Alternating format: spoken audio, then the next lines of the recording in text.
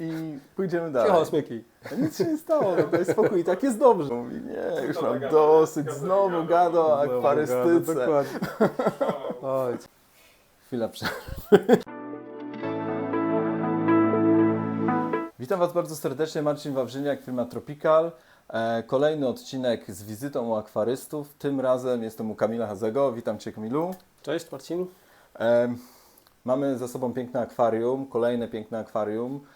Chyba wszystkie akwaria są piękne, które pokazujemy, więc nie ma co rozgadywać się na ten temat. Natomiast Kamilu, jak określiłbyś swoje akwarium?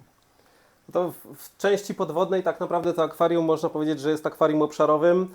Mamy tutaj obszar Ameryki Południowej, no może też nie idealnie do końca, bo tu mam jakiegoś lotosa azjatyckiego gdzieś tam posadzonego roślinnie, natomiast no, w części nadwodnej to w zasadzie jest już praktycznie każdy zakątek świata, bo tu są i oplątwy, i jakieś tam azjatyckie rośliny, i trochę Ameryki Południowej, także tu jest już cały świat.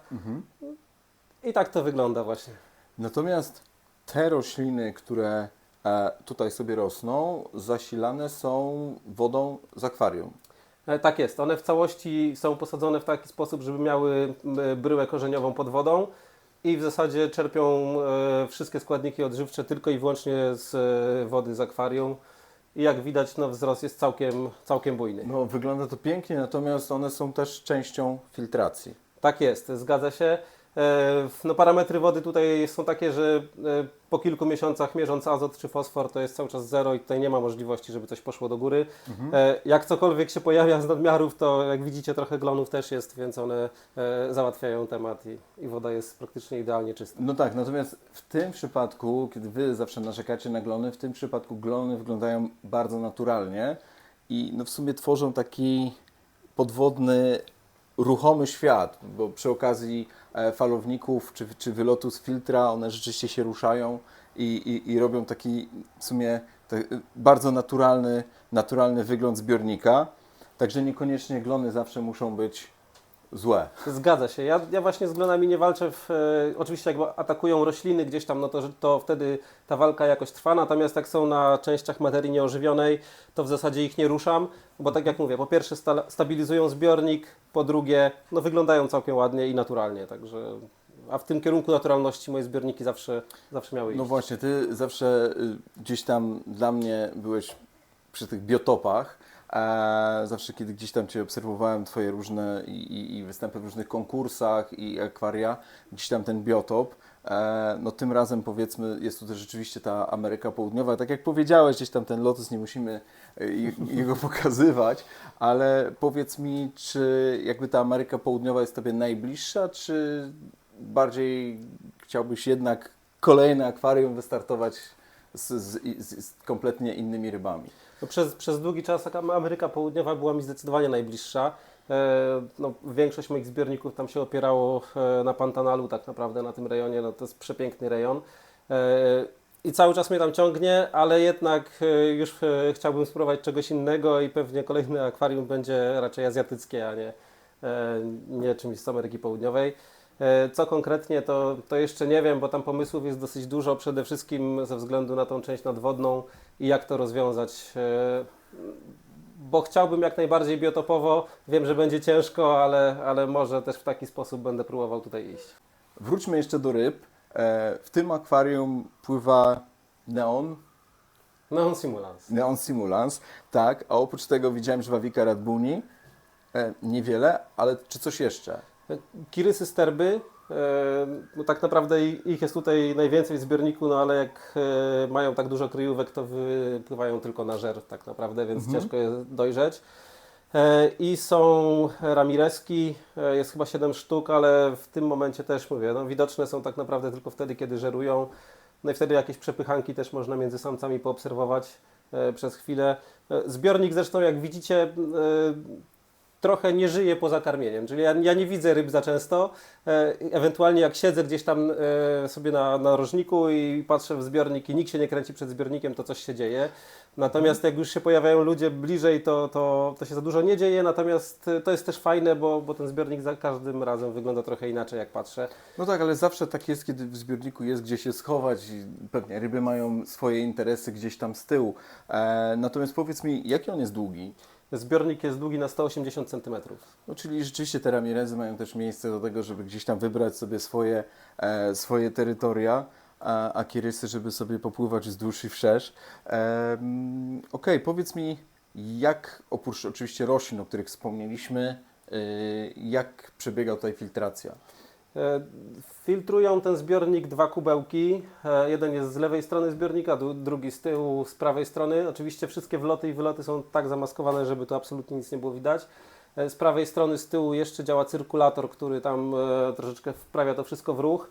No jest widoczny trochę ten ruch, szczególnie Tak, tu z przodu. ten ruch tutaj jest widoczny akurat od kubełka. On jest tak ustawiony, żeby tutaj rzeczywiście po tej stronie nieco bardziej falowało, po drugiej była taka spokojniejsza zatoczka.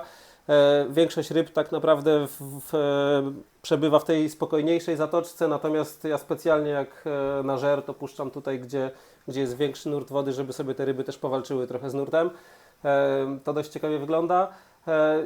Wyloty z kubełka, jeden tu pod wodą, dość mocny prąd, drugi wylot jest tam nad wodą i wylatuje tak naprawdę na warstwę hygrolonu, po którym tam się pną rośliny i Okej, mogą trochę tej wody natomiast czerpać. powiedz mi, falownik jest po to, żeby troszkę wymieść to, co gdzieś tam z tyłu miałoby zalegać, Tak, zgadza się, jest bardziej tylko ze względów cyrkulacyjnych w zbiorniku. No widzicie, jest bardzo dużo otoczaków i żeby unikać jak najbardziej martwych stref, to tutaj trzeba tego ruchu wody dużo.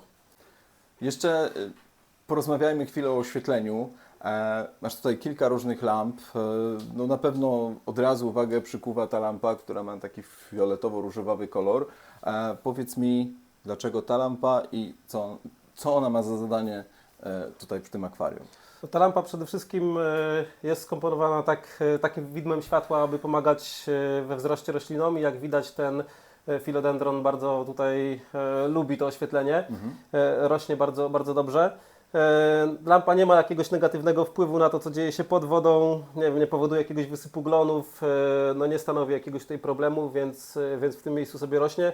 Poza tym ten filodendron ma taki lekko czerwonawy odcień liści też i trochę go tutaj wydobywa. Lepiej wygląda. Lepiej to on wygląda, tak. Pewnie. Natomiast pozostałe lampy przy okazji troszkę doświetlają to, co jest tutaj i ta lampa też rozbija w sumie ten kolor pod wodą. Bo jednak oświetlenie zbiornika samą tego typu lampą niekoniecznie wyglądałoby pewnie atrakcyjnie. Zgadza się, no, jak się dąży do tej naturalności, to takiego typu oświetlenie już zbyt naturalnie nie wygląda, więc ono tutaj specjalnie jest rozbite. Zresztą ta lampa, która ma za zadanie po pierwsze rozbijać to światło od lampy stricte dla roślin, to jeszcze specjalnie jest postawiona w takim miejscu, w którym woda najmocniej faluje, żeby te bliki wyglądały też całkiem ładnie. Także pamiętajcie, że bardzo fajnie można inspirować się czymś takim i chociażby właśnie zrobić ten ruch wody pod dobrym oświetleniem i dzięki temu macie tak super efekt w Waszym zbiorniku. Świetnie. No, to jest, zabawa światłem jest naprawdę ciekawą rzeczą. Ja w swoich akwariach zawsze tej zabawy światłem szukałem, robiłem tego dużo. Tutaj takich bardzo dużych możliwości nie mam, ale jeszcze są takie smaczki poukrywane z tyłu lampki z Ikei, tam gdzieś między liśćmi. Typowo taka, ona się chyba Jansio nazywała ta lampka na takim pałąku giętkim i ona ma tam gdzieś doświetlać korzenie pod spodem, tak żeby ten zbiornik nabierał też trochę głębi. No myślę, że pokażemy kilka takich przebitek, w których będzie można to zobaczyć. Ok, mamy filtrację, mamy oświetlenie, teraz karmienie. Powiedz mi, jak często, mniej więcej, czym karmisz te ryby? Co, powiem tak, karmienie generalnie nieczęsto, bo wychodzę z założenia, że zdrowa ryba to głodna ryba. I zresztą tutaj w zbiorniku są okoliczności do tego, żeby się te ryby odżywiały same, no bo na przykład, nie wiem, kiryski się trą, to kąsacze po prostu odżywiają co się jeść. ikrą i lepszego pokarmu to ja nie jestem w stanie im zapewnić. Nie ma takiej możliwości. Więc karmienie generalnie rzadko. Ryby jedzą 3-4 razy w tygodniu i to w zasadzie jest tyle. Skarmiam głównie jakimś granulatem, po części pływający, po części tonącym. Staram się tak mieszać, żeby wszystkie ryby mogły spokojnie w miarę zjeść. Bo dosyć dużo się dzieje podczas jedzenia. Kirysy Zresztą potrafią pokażemy to za chwilę. Tak, kirysy w całym stadzie potrafią tutaj dość sporo namieszać i te małe kąsacze, jak coś leży na dnie, to już nie za dużo zjedzą. No i tak to wygląda. Więc tak to wygląda jak odnośnie karmienia. Oczywiście czasem się zdarza coś, jakiś żywiec, jak chcę pooglądać polowanie, jakoś tak urozmaicam. Natomiast teraz ostatnio trochę mniej, kiedyś więcej. No a powiedz mi, jeśli jeszcze chodzi tutaj o samą obsługę zbiornika, z racji tych roślin raczej nie robisz częstych podmian, natomiast mimo wszystko co jakiś czas na pewno to robisz i teraz jak często i w jakiej ilości? Zgadza się, bardzo często tych podmian nie robię.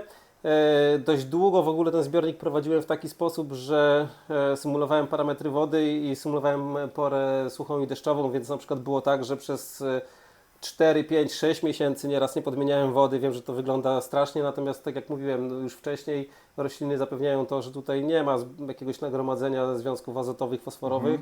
I później robiłem 2-3 duże podmiany po 60 litrów na przykład co 2-3 dni, żeby zasymulować porę deszczową i dość mocno czyściłem zbiornik ze wszystkiego, co mogło tam jeszcze być innego. Po takiej podmianie od razu jest starło kirysów, od razu się bardzo dużo dzieje. Tak naprawdę ryby są bardzo ruchliwe, dużo się zmienia. Nie? Dopytam jeszcze, w międzyczasie uzupełniasz wodę? Tak, zgadza się. No tutaj tygodniowo odparowuję około 12-15 litrów, więc jest uzupełniane cały czas wodą RO. I Czyli w to sumie muszę regularnie. I tak cokolwiek by pozostało w tej wodzie po filtrze RO i tak jest z reguły wyciągane wszystkie jakieś tam minerały. Zgadza się, Przez to system wszystko korzeniowy. rośliny tutaj wyciągają. Oczywiście muszę też trochę nawozić i pomagać tym roślinom, bo pewnie bym je zagłodził. Jak widać na przykład ta część pływających roślin, tu limnobium, gdzieś jakaś rzęsa.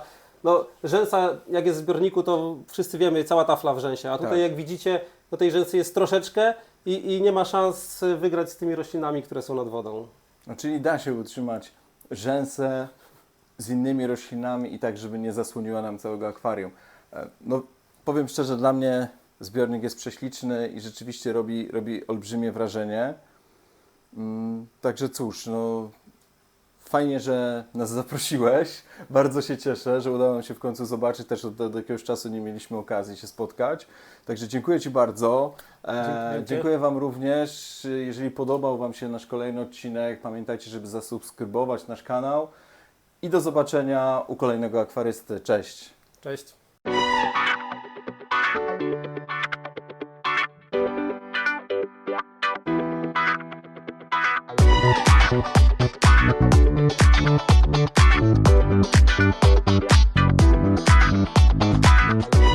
Thank you.